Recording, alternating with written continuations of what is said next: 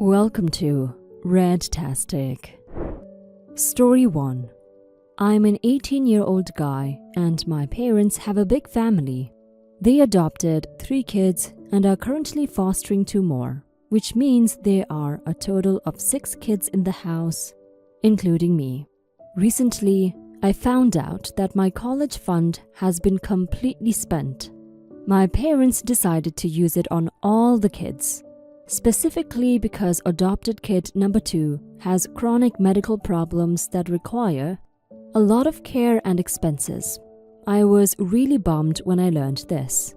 I'm starting college next year, so I was upset at my parents for jumping this information on me last minute. And that too because I asked. I vented about this to my grandparents and they got really upset with my parents. I heard they chewed my parents out for spending my college fund slyly.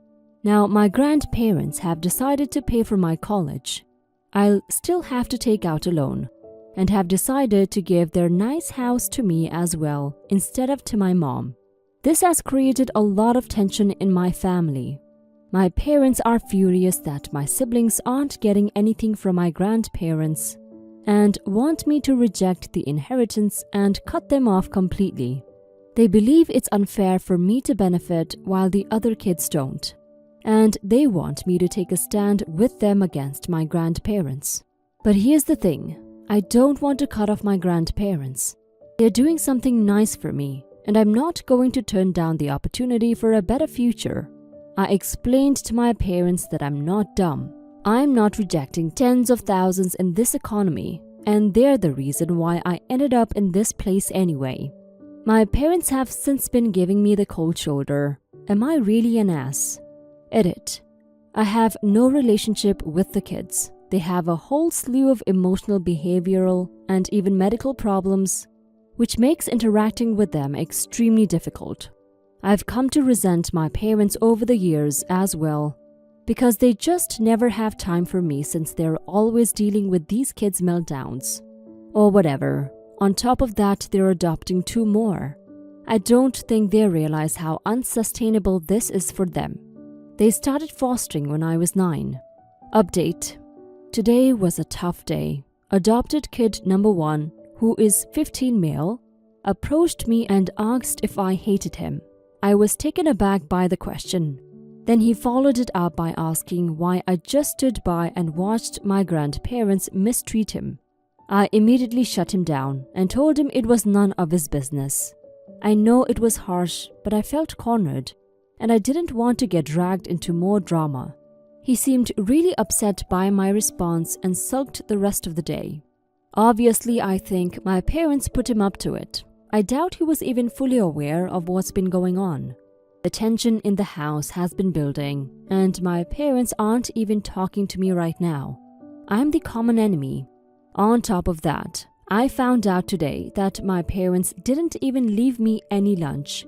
It's like they want to make things as hostile as possible. The kids are glaring at me constantly, and I can feel the resentment in the air. I really don't feel safe here anymore. I wouldn't put it past adopted kid number 3 to go physical on me. She's nuts and on medication too. I'm seriously considering moving out. I don't know if I can handle this environment much longer. It's exhausting and emotionally draining. I just want to focus on my future and my college plans, but with everything happening at home, I'm starting to think that might not be possible if things don't change soon. I'll keep you updated as things progress. You're not the a-hole, OP. If your parents won't look out for you or care about your future, then you'll just have to do it yourself, and that's what you're doing. Your parents are a-holes to you. They're doing a very nice thing by adopting these kids and giving them a new home, but that doesn't give them a pass to neglect you and put these kids before you. They were in the wrong for spending your college fund without your permission. They should have been happy that your grandparents were willing to step in and give you some money so you would be able to go to college. You're not the bad guy here, OP, and I agree with you moving out as soon as you can. Story 2. Am I the a-hole for offering to hire seat fillers for my wedding? My fiancé and I are getting married in a few months. My side of the family is huge. I'm one of 8 children, and my parents have 6 siblings each. I've also done a lot of very community-based work and have a lot of close friends from there. My side has confirmed 150 people. For several complicated reasons, she is only in contact with about 7 of her relatives. I use this term extremely loosely here, and one has already refused to attend the wedding. The rest of her family is dead or estranged. She has friends, but including them and the bridal party, her side only has 16 people maximum. I've asked her if she knows of any relatives who may put aside old angers to come to her wedding, or if she wants to invite co-workers, but she doesn't. I have trimmed my groomsmen so that the wedding party matches, and we could have more people sitting on her side, but I don't know what to do. I feel like it's going to look ridiculous and so unbalanced. I've offered to have seating that's not divided, but she says that her relatives would have an issue with that as they don't like having to interact with new people. One couple refused to come unless we had a gluten-free option, which we relented to. We paid for 3 of our people to fly out because they couldn't come otherwise, and we couldn't afford to lose anyone. I offered to hire some students, grad and undergrad, to be seat fillers. I figured they'd do it for cheap if they got a meal out of it. She got very upset about this and said that not everyone is Mr. Popular, and accused me of thinking that I was a better person because I am on good terms with more people. Am I the a-hole? Edit. She has very few people in general. One person on her side not attending is a major loss. Her estranged brother has confirmed attendance, bringing her side to 18. She's okay with the optics because she doesn't want to rock the boat with the family and doesn't want to bother her co-workers with this. The reason that her family is so limited are fairly recent, and a lot of it happened during the time I've known her.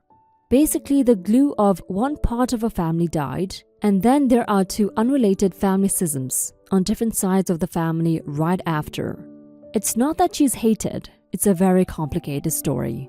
Once her adoptive parents died, 90% of her adoptive extended family decided that an adopted child wasn't good enough and shunned her. Of the ones left, most broke apart with a family scandal involving another cousin being a predator.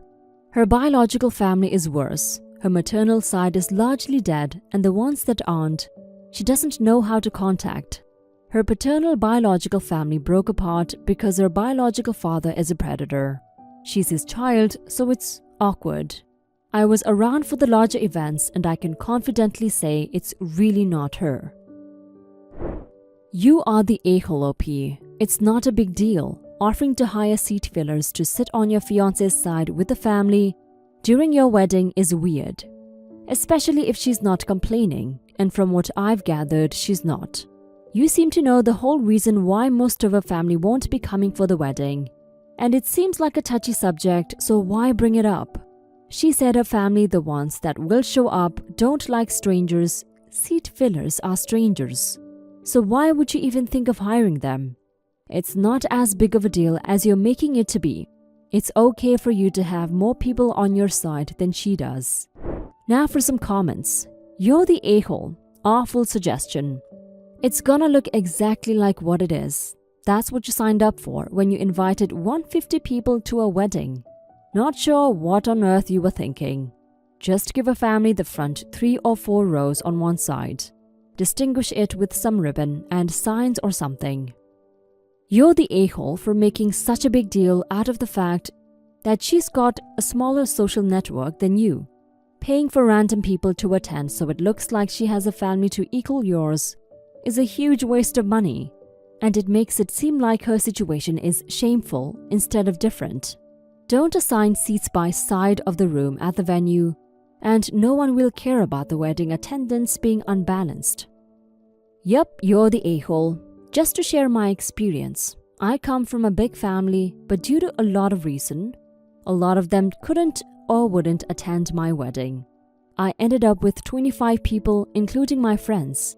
Husband's side was over 100. I just gave my family and friends a couple of tables on one side, made sure there was ample space so they wouldn't feel crowded by strangers, and placed other tables that had husband's friends and cousins. I was upset that lots of people from my side weren't attending, and my husband was there for me when I complained about it. He never offered seat fillers to make my invite list appear bigger. What the F is even the point of that? Story 3. Would I be the a-hole for leaving my son behind on our family vacation? A couple of months ago, my wife and I planned a trip to Mexico for our family. Each of us was extremely excited about the trip in August. We have never been outside of the country, and my kids, one son, one daughter, really wanted to see the temples and animals. It was particularly exciting to my son, who is even learning Spanish in school. We had planned to buy the plane tickets about 1 month before, so we could scan for the best airfare and go for it when the price was right. Unfortunately, my son 11 has a habit of tracking dirt inside the house with his boots or shoes when he comes back from the park with his friends. I've told him probably 20 times to leave his shoes at the door, but it's very annoying, because then his mother has to re-wash the floor over and over. I tried taking away his dessert or banning him from playing video games, but nothing seemed to work. Finally, I've had enough, so I told him he can't come on the trip and is going to have to stay with his grandfather. We bought the other 3 tickets and my son basically won't speak to me. My wife and friends think I overreacted here. I could still buy his ticket if I need to, assuming something is available on that flight. Or I could just use the money on making the trip better for the rest of us.